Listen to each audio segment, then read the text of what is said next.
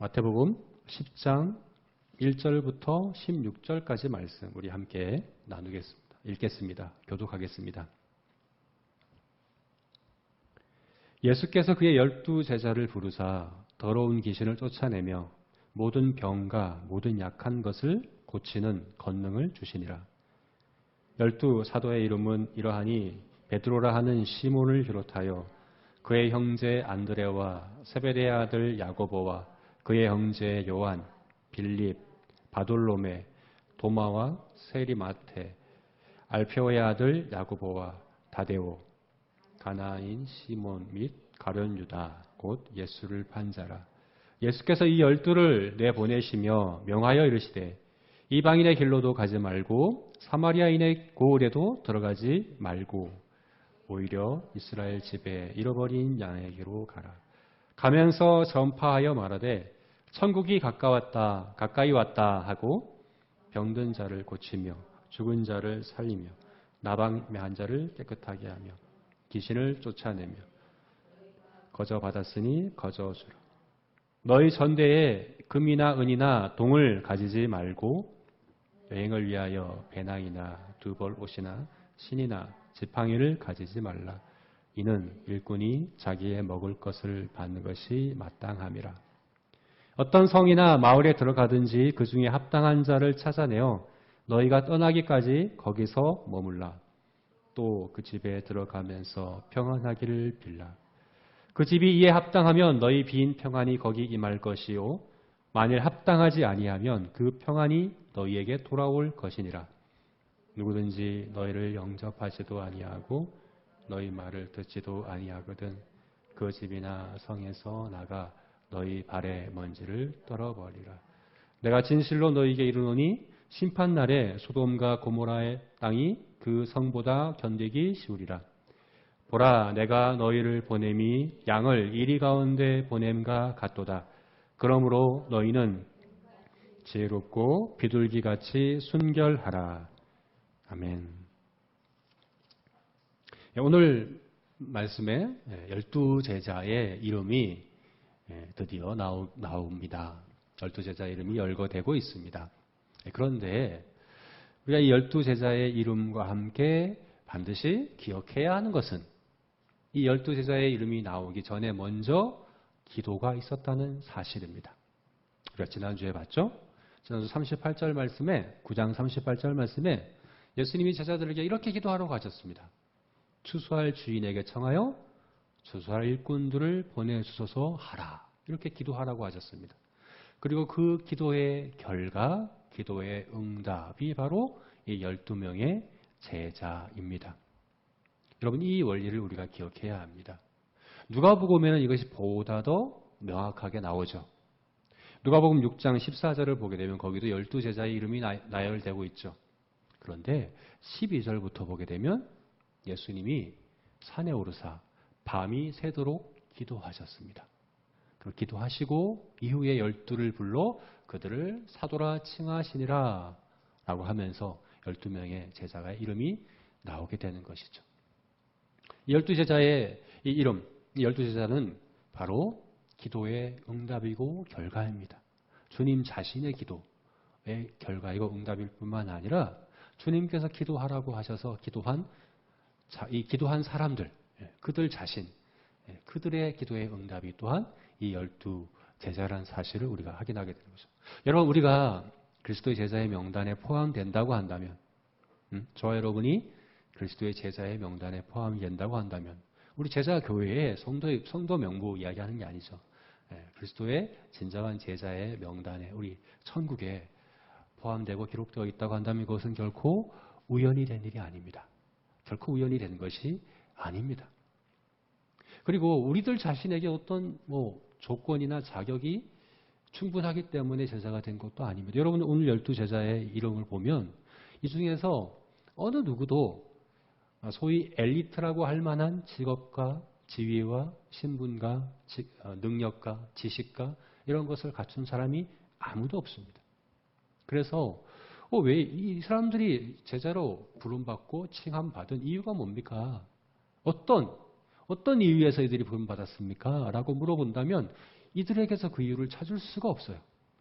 그런데 성경은 그 직접적인 이유 한 가지를 우리에게 말해주고 있습니다. 바로 기도입니다. 기도. 저는 그렇게 믿습니다. 기도가 우리가 생각할 때 이게 무슨 영향력이 있을까? 우리 기도하는 게 무슨 이거 아무런 의미 없는 것 아닌가? 아무런 변화도 없고 열매도 없고 그런 것 아닌가라고 생각할 수 있습니다. 그러나 이후에 우리가 천국에 간다면 우리가 한 일들, 우리의 구원과 우리의 삶과 또 우리의 삶을 통해서 맺혀진 귀한 열매들이 아마도 그것을 오늘 성경에서 그죠? 정말 중요한 제자들의 이름을 기록할 때 먼저 기도부터 기록하고 있는 것처럼 우리의 그 모든 삶의 열매와 귀한 그런 구원을 이야기할 때는 아마도 기도부터 조명될 것 같아요. 천국에서는. 그래서 깜짝 놀랄 것 같아요, 우리가. 이 일도, 저 일도, 이것도 이 기도부터 시작되었구나 라고 우리가 확인하게 될 것 같습니다. 그래서 우리가 제자로서, 천국 백성으로서 정말 그런 기도의 사람들이 되었으면 좋겠습니다. 그런 믿음을 갖고서 기도하는 일을 먼저 하는 우리가 되었으면 좋겠습니다. 자, 그런데요. 기도만 하고 있을 수는 없죠. 네. 기도만 하고 있을 수는 없습니다. 우리가 일꾼을 보내주소서라고 기도했고, 그래서 일꾼이 되었다고 한다면, 이제 일꾼의 일을 해야겠죠. 그죠? 일꾼으로 우리가 해야 될 일을 해야 됩니다. 그래서 오늘 말씀은 예수님께서 그 기도의 응답으로 세워진 12명의 제자를 일꾼으로 파송하시면서 주신 말씀입니다. 이들에게 일꾼인 이들에게 주신 말씀인 거죠.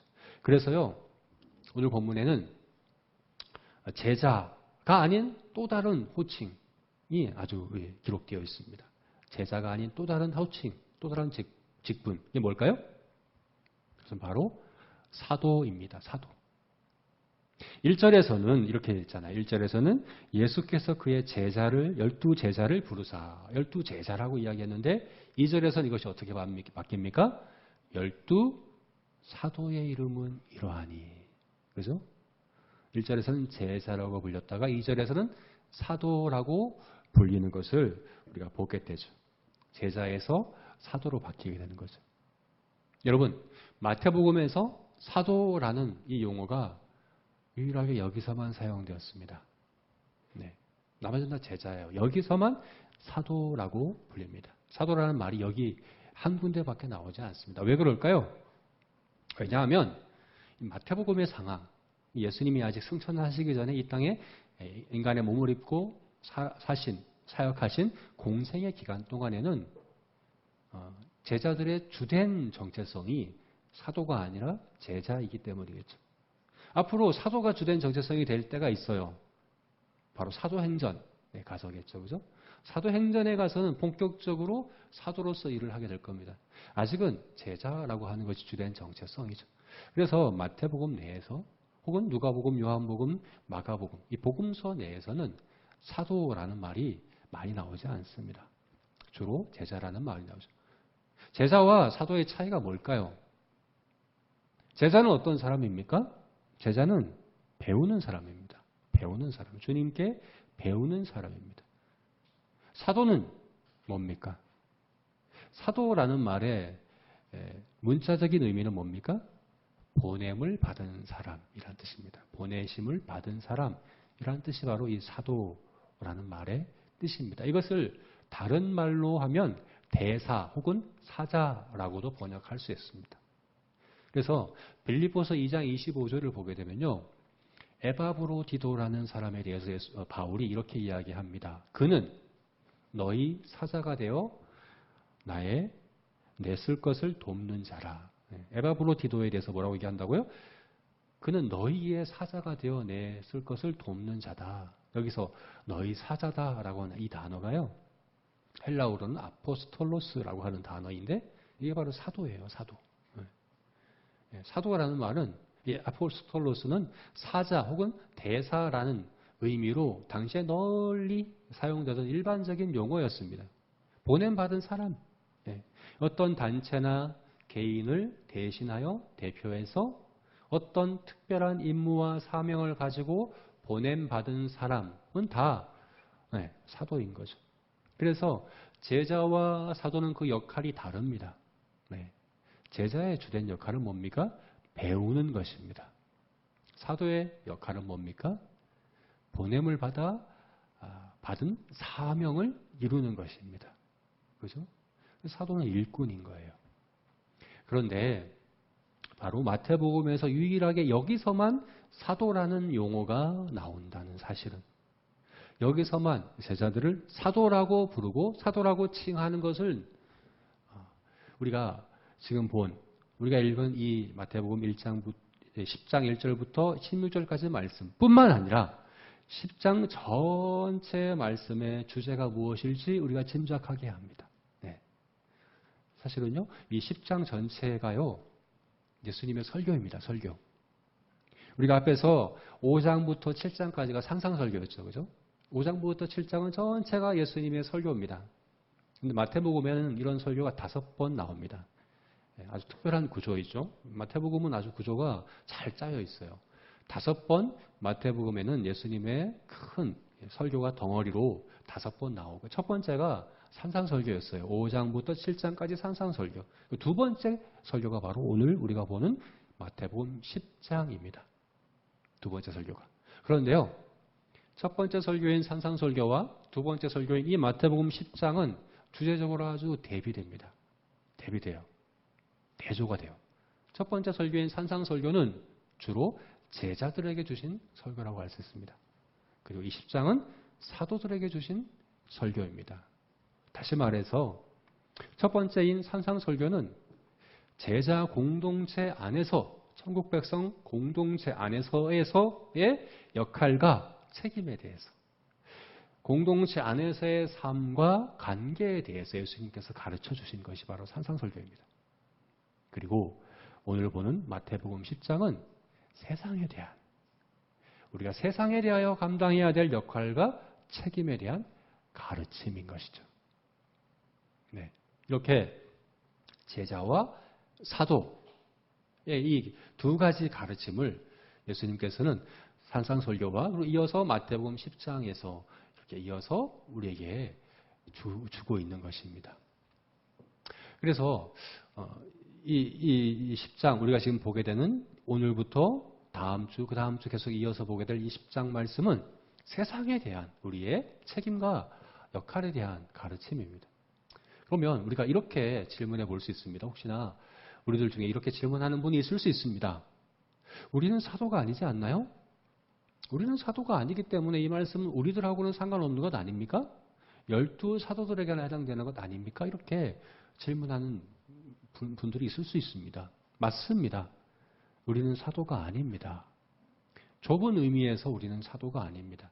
물론 넓은 의미에서는 앞에서 제가 에바브로디도가 사도라고 불렸던 것처럼 일반적인 용어이기 때문에 보냄받은 사람은 다 사도예요.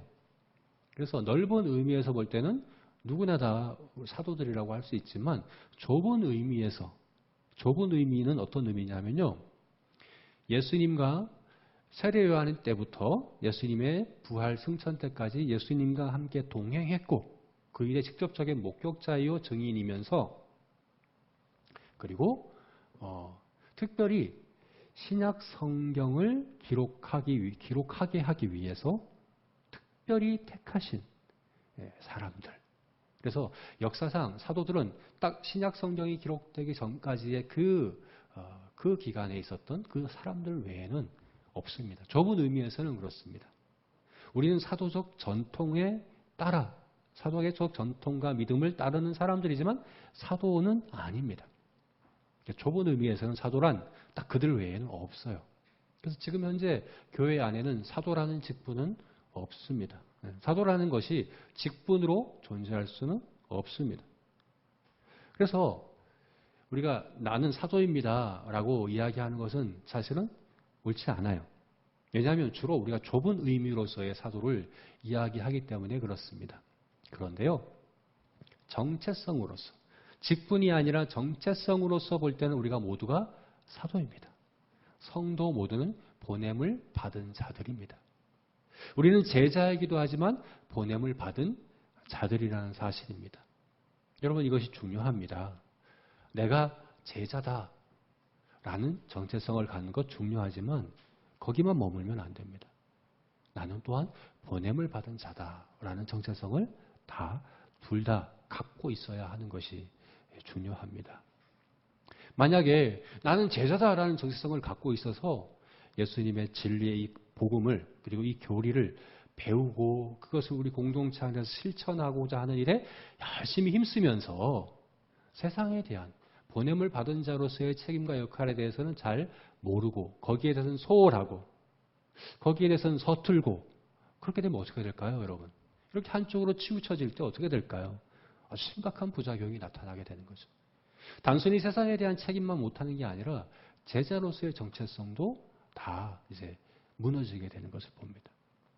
오늘 우리 한국교회와 우리 성도들의 모습이 어떠한가 볼 때 주로 교회 안에서 우리끼리는 잘해요. 교회 안에서 제자로서 배우고 그것을 실천하는 일을 열심히 힘쓰고 애쓰는 것 같아요. 그런데 세상에 대하여 우리의 책임과 우리의 역할을 감당하는 일에는 왠지 모르게 서툴고 또 거기에 대해서 너무나도 소홀한 측면이 크지 않은가. 그래서 결국에는 제자의 모습도 잃어버린 것 아닌가. 교회도 많고 성도도 많은데 수많은 교회들이 있지만 큰 교회도 많지만 과연 얼마나 많은 제자가 있을까 하는 생각을 할 때는 회의감이 드는 거죠.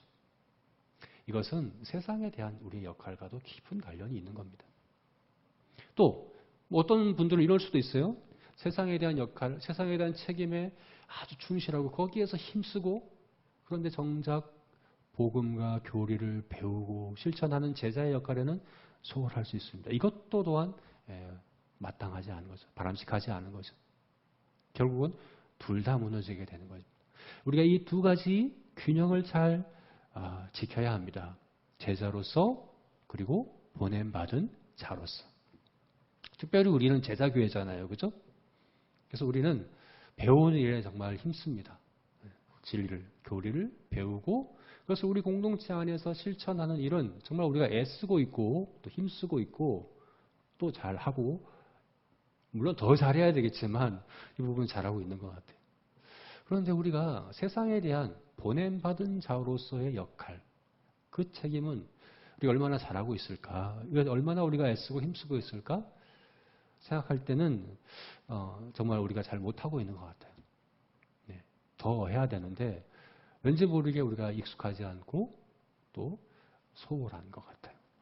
그래서 오늘 말씀은 정말 우리에게 필요한 말씀입니다. 특별히 우리들에게 또 저에게 정말 필요한 말씀입니다. 세상에 보냄받은 자로서의 우리의 역할, 우리의 그 책임이 뭔가. 네. 그리고 그것을 어떻게 해야 하는가. 이것이 10장 전체 말씀을 통해서 우리에게 교훈하고 있는 바입니다. 특별히 오늘 1절부터 16절까지의 말씀을 봤죠. 이 말씀에서는 특별히 네 가지에 대해서 이야기를 합니다. 첫 번째는 우리가 세상에 대하여 역할과 책임을 감당할 때 세상에서의 그 사역의 대상이 누구인가 하는 것입니다. 이 대상이 누군가에는 5절과 6절 말씀에서 우리가 볼 수 있습니다.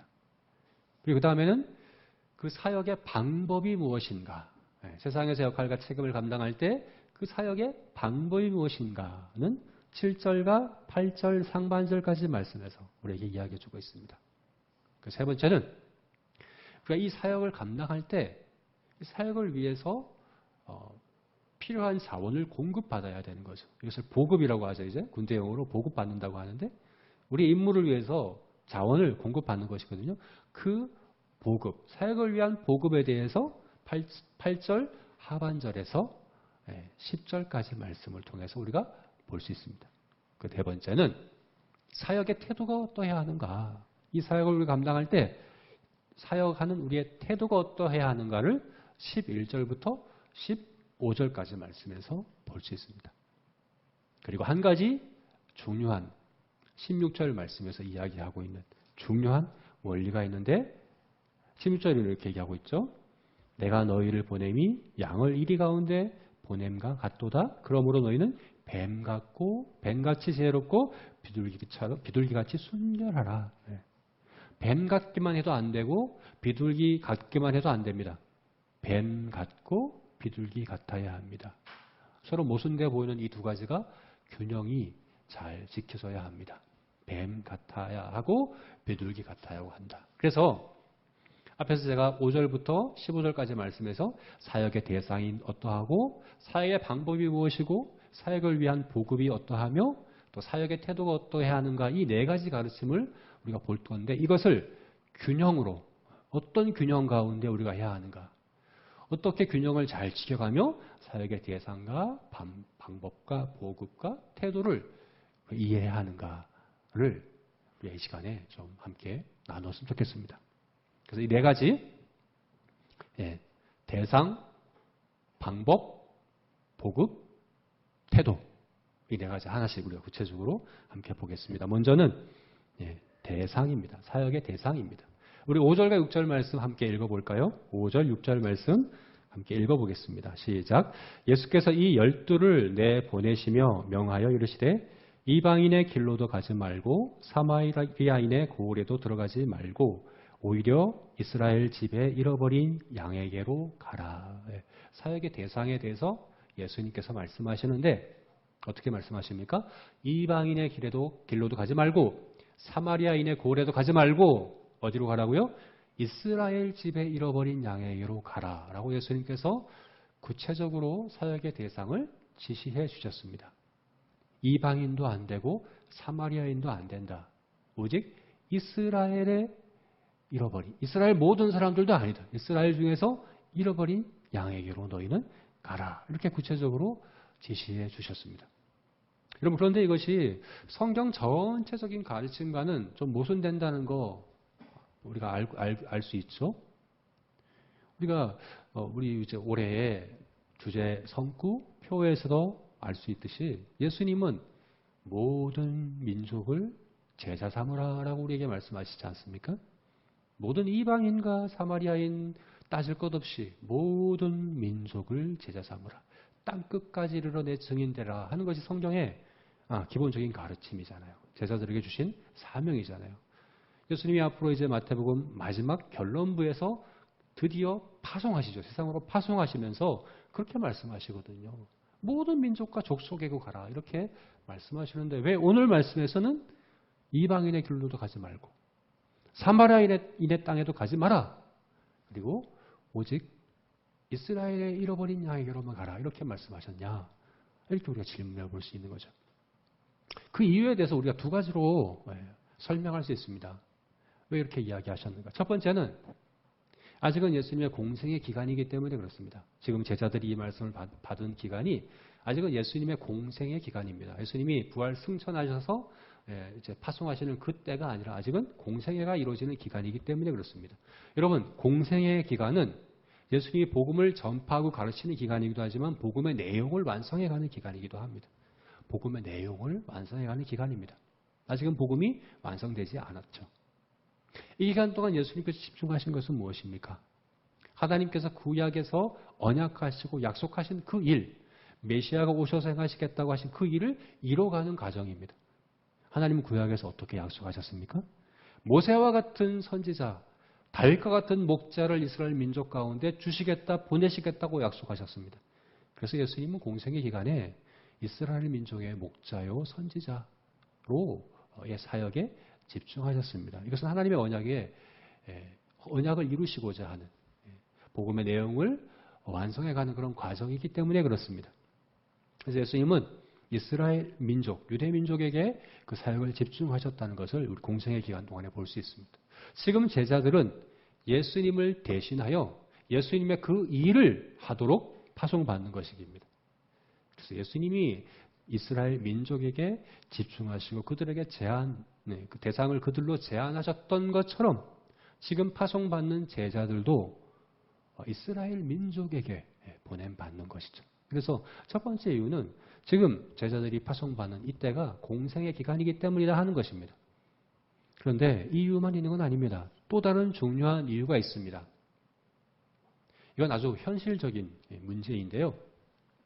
현실적으로 만약에 예수님이 지금 이때 제자들을 파송하시면서 제자들에게 모든 민족을 제자 삼아라, 땅끝까지 이르러 내 증인되라 이렇게 말씀하셨다면 어떻게 될까요? 지금 이 12제자에게. 이 기간 동안에 예수님께서 모든 민족에게 가서 복음을 전하고 그들을 제자 삼아라 이렇게 말씀하셨다면 여러분 어떻게 될까요? 현실적으로 가능한 이야기입니까? 불가능한 이야기죠. 현실적으로 불가능한 이야기입니다. 제자들은 아직 그런 준비가 되어 있지 않습니다. 하다못해 가까운 이웃인 사마리아 땅에도 갈 수 없는, 거기 가서도 할 수 없는 그런 수준인 것을, 그 수준인 것이 제자들인 것이죠. 모든 민족에게 가라라는 건 사실 가지 말라는 것과 같은 그런 의미라는 거예요. 예수님은 그들의 수준에, 그들의 형편에, 그들의 상황에 가장 적합한 대상을 지적해서 이렇게 말씀해 주신 것입니다. 그들에게로 가라라고 대상을 분명하게 이렇게 말씀해 주신 것을 보게 됩니다. 여러분, 우리들에게 있어서 보냄받은 자들은 우리들에게 있어서도 마찬가지입니다. 우리의 사역의 대상은 누구입니까? 우리의 사역의 대상은 누구입니까? 우리는 예수님이 부활 승천하시면서 우리의 이제 주제 전구와 같이 모든 족속을 제자 삼으라고 하는 이 명령을 받은 그런 이제 파송받은 자들입니다. 그래서 우리의 첫 번째 사역의 대상은 모든 민족입니다. 모든 족속입니다. 특별히 미전도 족속이 우리의 사역의 대상입니다. 이 땅의 미전도 족속들.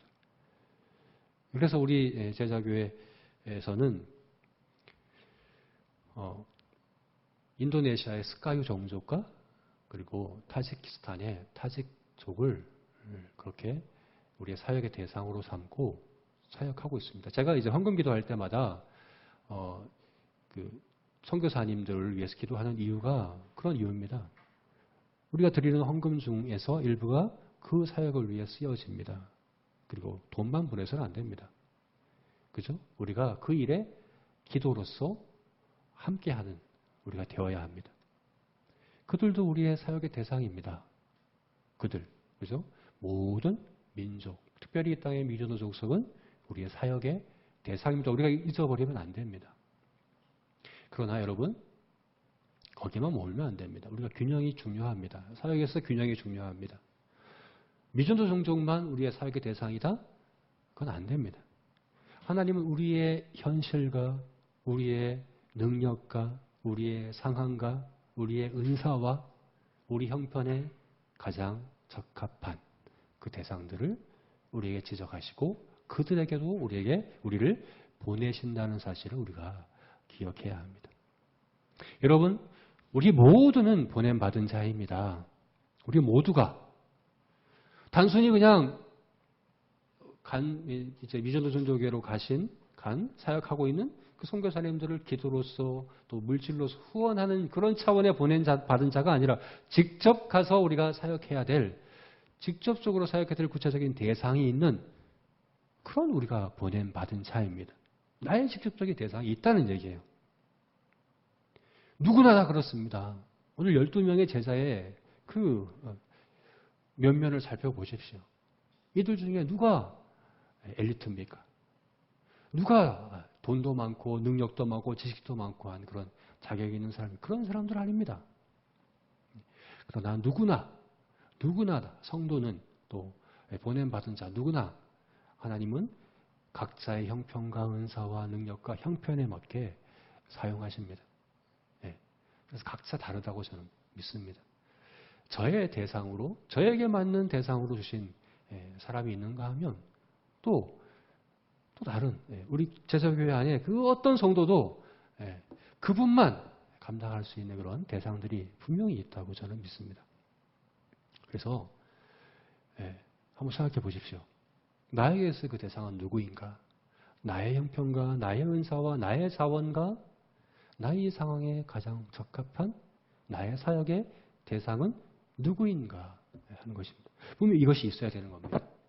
미전도 종족, 물론 우리의 중요한 사역의 대상입니다. 그러나 나의 직접적인, 나를 위한, 내가 집중해야 될 그 사역의 대상이 누구인가 하는 이것을 구체적으로 알고 있고 또 그것을 우리가 그 사역의 대상을 또 우리가 그 대상에 집중하는 것을 하는 그런 균형이 잘 지켜지는 우리가 되었으면 좋겠습니다. 네. 두 번째로 사역의 방법입니다. 사역의 방법에 있어서 우리는 균형을 잘 지켜야 합니다. 7절과 8절 말씀, 7절과 8절 말씀에서 이 사역의 방법에 대해서 말씀하고 있는데 우리 함께 읽어봅시다. 7절, 8절 읽겠습니다. 가면서 전파하여 말하되 천국이 가까이 왔다 하고 병든 자를 고치며 죽은 자를 살리며 나병한 자를 깨끗하게 하며 귀신을 쫓아내되 너희가 거저 받았으니 거저 주라. 네. 사역의 방법에 대해서 크게는 두 가지로 말씀하고 있죠. 예수님께서 우리가 지난주 말씀에서 봤던 예수님의 사역을 세 가지로 어떻게 요약했습니까? 가르치고 전파하고 고치시는 것으로 요약했죠. 예수님은 오늘 본문에서 그것을 똑같이 말씀하십니다. 예수님의 사도로서 보냄받은 자로서 해야 될 사역도 동일합니다. 가르치고 전파하고 그리고 고치는 것입니다. 이것은 근데 두 가지로 나눠볼 수 있죠. 우리 말로 하는 것과 우리 행위로 하는 것입니다. 말로 하는 것은 가르치고 전파하는 것이며 행위로 하는 것은 고치는 것이죠. 그래서 오늘 본문에서는 가르치라는 말은 없어요. 전파하라는 것밖에 없어요. 왜냐하면 아직 제자들은 가르칠 만한 수준에 이르지 못했죠. 그죠? 이제 부름받았고 이제 세움받았기 때문에 가르치는 것까지 할 수 없죠. 그래서 가르치는 것은 빠지고 전파하라 하는 것이 있는 것 같습니다. 말로서 전파하는 것 중요한 우리의 사역의 방법입니다. 우리는 이것을 해야 합니다. 말로서 가르치고 전파해야 합니다. 오늘 본문에서는 뭐라고 전파하라고 했습니까? 천국이 가까이 왔다. 천국 복음을 이야기하는 거죠. 왜 가까이 왔다고 했을까요? 세례 요한도 가까이 왔다고 했는데 왜 예수님도 가까이 왔다고 하고 예수님의 제자도 가까이 왔다고만 할까요? 이미 임한 것 아닌가요? 왜 가까이 왔다고만 합니까? 물론 역사적으로는 이미 임했습니다. 그러나 개인적으로 볼 때 우리 각자에게 천국이 임하는 것을 믿음으로 받아들일 때 가능한 거죠. 그래서 가까이 왔다라는 것은 받아들이라는 그의 의지에 대한 호소인 거죠. 받아들여라, 믿어라. 천국이 가까이 왔다라고 전파하는 거죠. 이렇게 우리는 말로써 천국 복음을 가르치고 전파해야 합니다. 우리가 말로써 가르치고 전파하는 것, 우리의 중요한 그리고 가장 주된 사역의 방법입니다. 그런데 여러분, 이것만 있지 않습니다. 균형이 필요합니다. 말로만이 아니라 행위로 하는 것도 중요합니다. 여기서 병을 고치고 장애를 고치고 귀신을 쫓아내고 그 외의 삶의 여러 가지 어려움과 문제들을 직접적으로 우리가 돕고 치유하고 회복시키는 그 일, 우리 몸으로 하는 그 일도 해야 한다라고 말씀하는 거죠. 말과 행위가 함께 해야 합니다, 여러분. 근데 이 균형이 잘 지켜지지 않을 때 어떤 일이 일어날까요? 말만 합니다. 복음을 전파하는 일, 전도를 말로만 합니다. 그럼 어떻게 될 거예요, 여러분? 아마도 지금 우리 한국 교회가 주로 그런 것 같아요. 전도는 말로 하는 것으로만 우리가 인식하고 있는 것 아닌가. 물론 이것이 주된 것입니다. 행위는 보조적인 겁니다. 가장 주된 것은 우리가 말로 복음을 전파하는 일이 가장 중요하고 가장 주된 것이 분명히 맞습니다. 그런데 여러분, 세상은 우리는 말로서 소통하기를 원하지만 세상은 말로 소통하기 원하지 않습니다. 세상이 보는 것은 우리의 행위입니다. 우리의 행위를 보고 소통하기를 원합니다.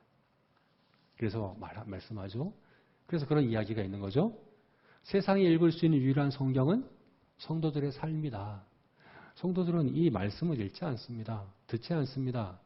세상이 보고 읽을 수 있는 유일한 성경은 성도들의 삶입니다.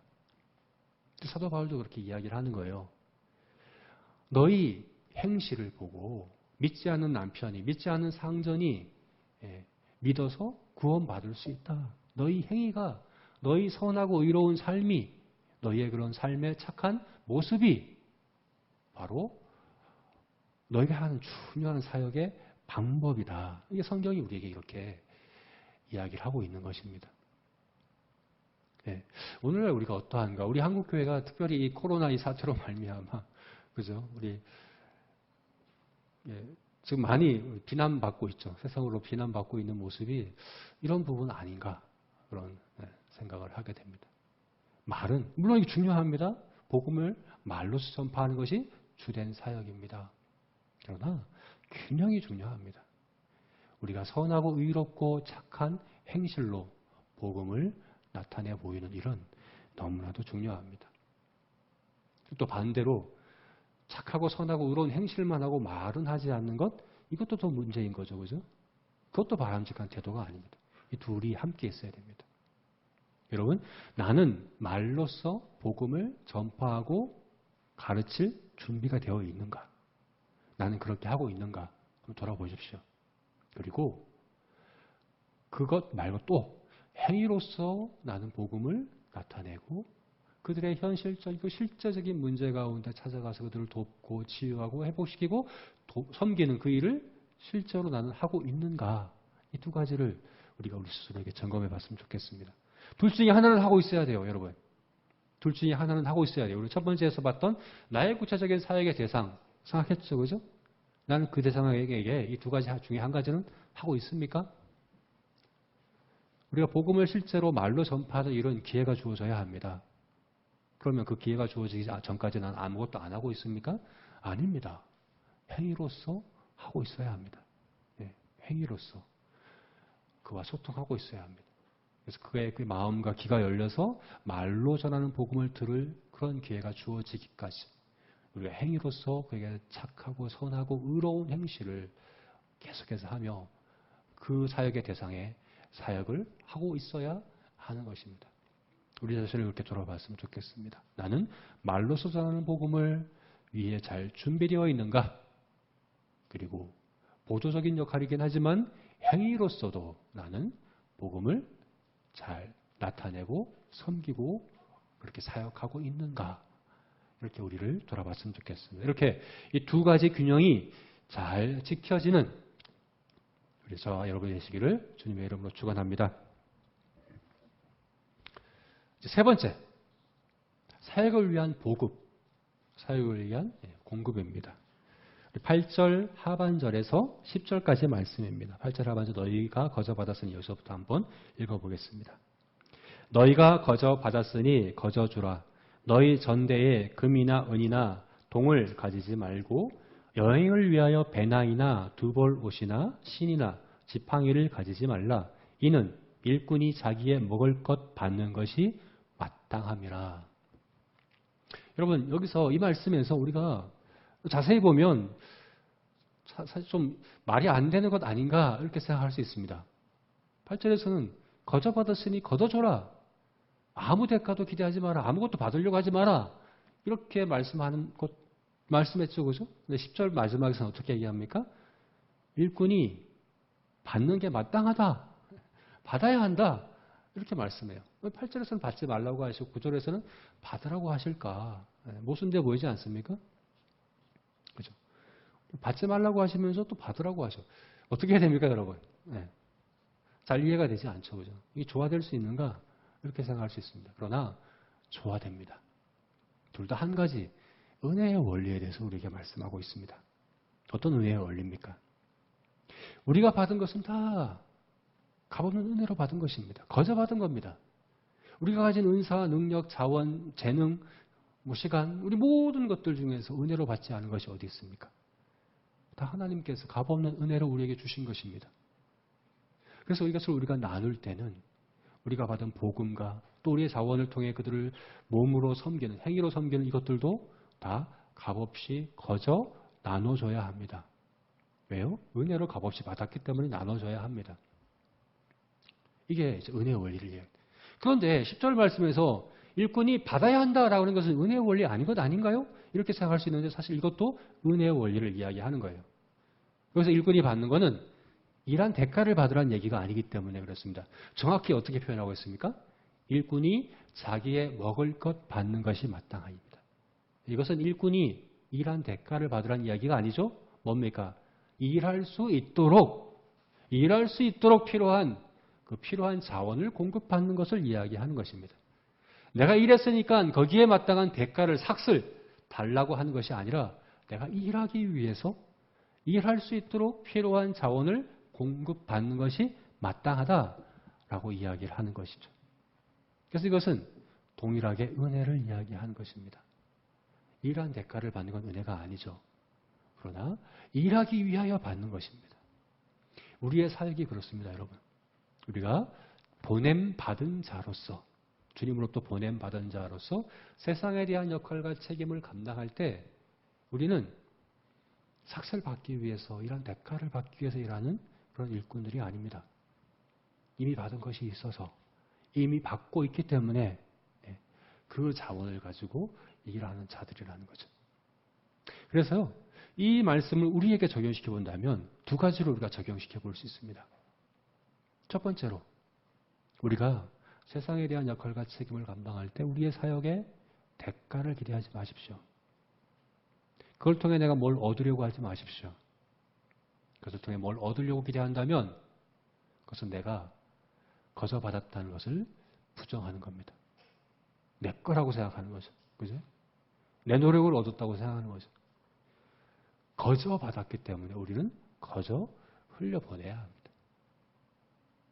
만약에 이것을 내가 뭘 기대한다면, 내가 이걸 했기 때문에 뭔가를 내가 받아야 된다고 생각한다면 절망하고 낙심하고 또 시험 들 수밖에 없습니다. 이 시험은 이제 유혹받는다는 거죠. 대가가 안 주어져요. 그게 당연한 거예요, 여러분. 값없이 흘려보내라고 우리에게 하신 거예요. 아무것도 기대하지 마십시오.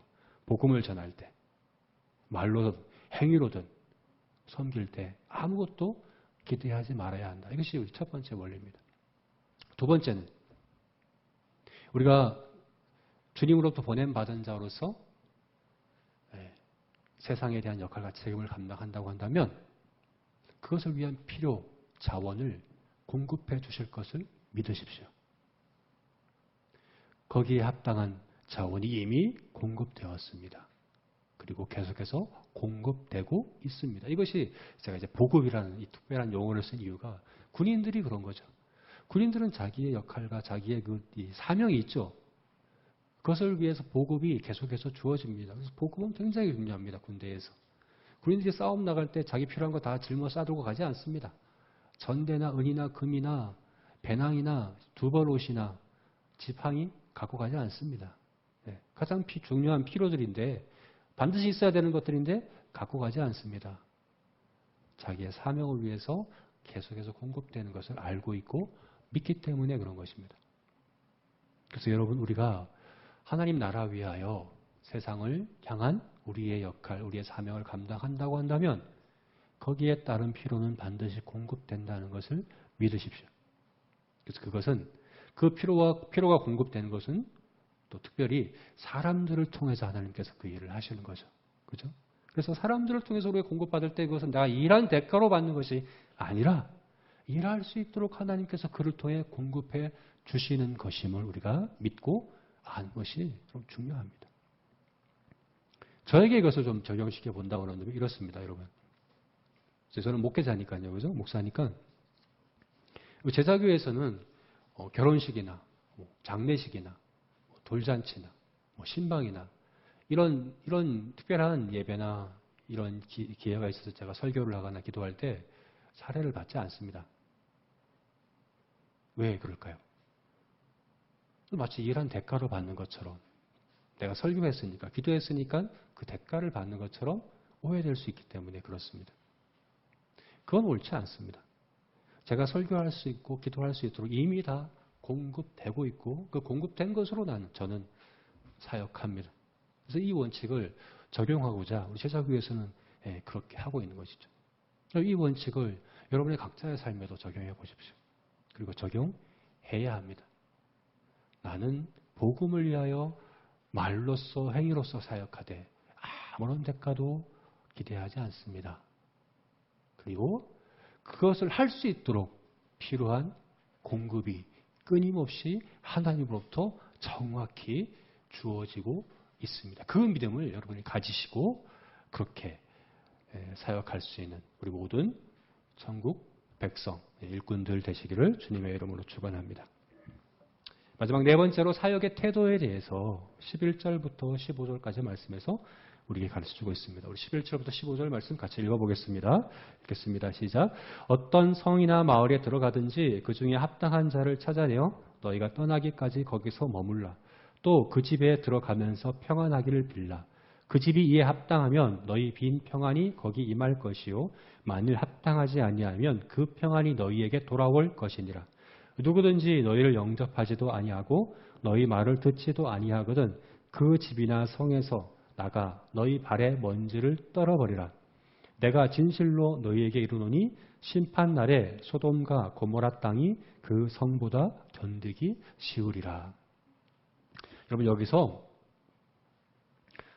예수님께서 우리가 이 사역을 할 때 태도가 어떠해야 되는가 말할 때 어떻게 말씀하고 있습니까?